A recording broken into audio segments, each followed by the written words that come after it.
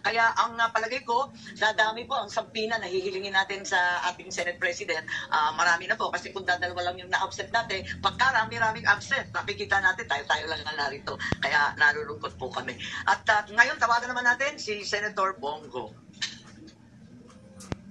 Magandang umaga po, Madam Chair, Senator Bato de la Rosa, and to the resource persons present in this meeting. Parang wala namang resource persons present dyan. Parang wala akong nakikita. Si Attorney Medina lang po, yung dating resource natin, at narito rin yung dalawang abogado ng SEC. Yun lang po. Napakalungkot naman po. Malungkot yung Pilipino, malungkot rin yung hearing natin.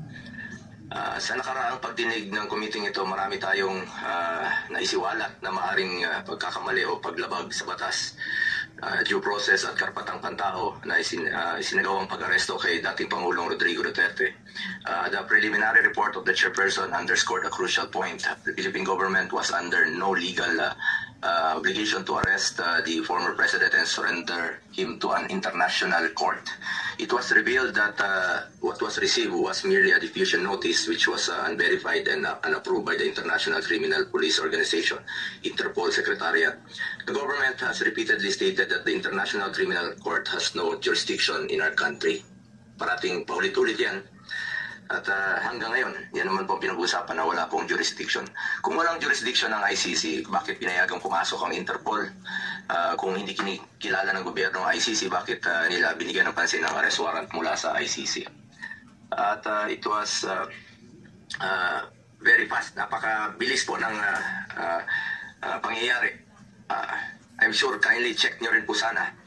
Baka maraming may mga red notice dyan na hindi naman minadali, hindi naman hinanap. Pero ito, ang bilis po. Mas inuna nyo pang isinuko si dating Pangulong Duterte kesa sa matagal na sigurong nandyan sa listahan.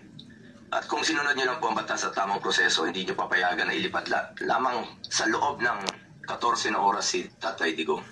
Madam Chair, hindi natin maaaring ipagsawalang bahala ang seryosong implikasyon ng mga pangyayaring ito. Napaka-unhealthy po itong nangyari ngayon. Maaaring may mga batas at proseso ang ating bansa na nalabag at maaaring may mga karapatan ng isang mamamayang Pilipino ang naisang tabi.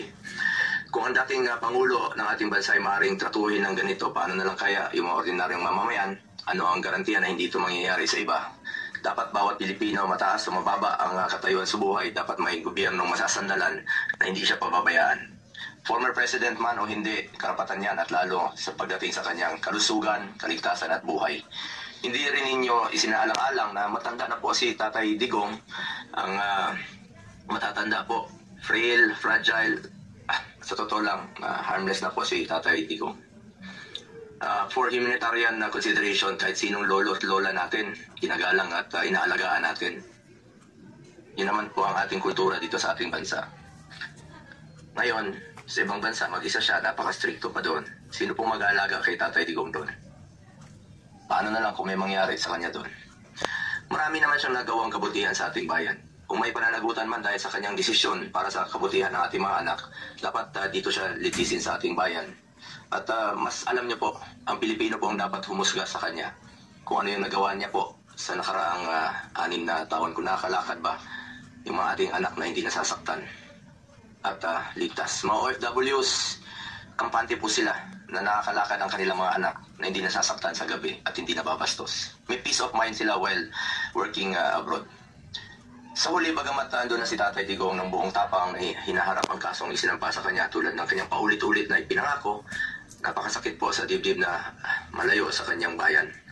Ang importante ngayon po ay makauwi si Tatay Digong dito sa ating sariling bansa. Dito niya harapin kung anumang inaakusa sa kanya dahil ilang beses naman niyang sinabi, he takes full responsibility sa kung anumang pananagutan nung kanyang nakaraang termino. Madam Chair, sa mga kasamahan ko, kahit araw-araw pa tayong mag-hearing dito, I'm willing to participate. Pakiusap ko lang po sa inyo, sana matulungan, please, bring him home. Marami pong nangungulila, marami pong nasasaktan, mga kababayan ko. Noong nakaraang hearing, nasa Zoom lamang po ako dahil hindi ko kayang humarap sa ilang personnel na mataas ang respeto ko. Nirespeto natin, respeto namin ni Tatay Digong at hindi naman po marunong rumispeto. Ngayon naman po, hindi lang po ako tinakbuhan noon. Ngayon naman, tinakbuhan na naman ng komite. Wala sila. Nabanggit po ni Senator Bato de la Rosa kanina, respeto naman natin, no, na nag-invoke po ang ilan ng executive privilege, may mga excuses. Pero bakit ganon hindi pantay? Kung ang ordinaryong mga vlogger, police, local officials, pinapatawag kung ayaw pumunta na ko-contempt, parang hindi naman po yata patas. As I have said before, March 11 is indeed the saddest day in our recent history. But the saddest part is, after 23 days, mukhang hindi pa rin natatapos ang lungkot na nararamdaman ng taong bayan na naulila dahil sa nawalan sila ng taong itinuring nating tatay. At hanggang ngayon, hindi pa rin nakakaway si Tatay Digong, hindi pa rin ninyo nabibigyan ng klarong eksplanasyon kung bakit kailangan humantong sa sitwasyon na ganito. Pagkatapos nyong ilang beses sabihin na walang jurisdiction, bakit po isinuko? Meron naman tayong working judicial system, panagutin sa ating sariling korte. Pero nangyari pa rin ang hindi dapat mangyari. Nakakalungkot po. For the sake of our country, sana hindi na po maulit ang nangyari. Dahil ang pangyayari ito hindi lamang tungkol sa isang tao. Ito po'y tungkol sa respeto sa ating batas, sa ating soberanya, at sa dignidad ng bawat Pilipino. Maraming salamat po, Madam Chair, at sa mga kababayan nating nakikinig. Maraming salamat, Senator Bongo. Talagang lahat kami ay nalulungkot.